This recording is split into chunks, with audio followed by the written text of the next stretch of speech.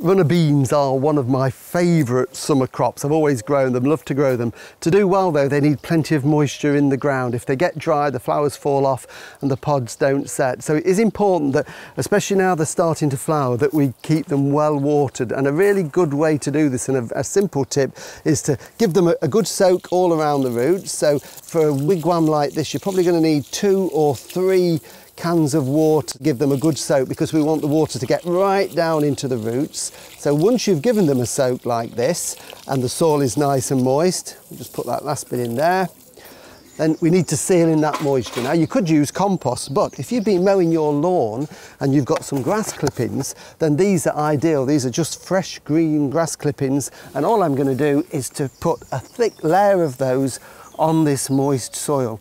And it's amazing how they trap in the moisture, and they also keep the soil cool, which gives the perfect conditions to help our beans grow away.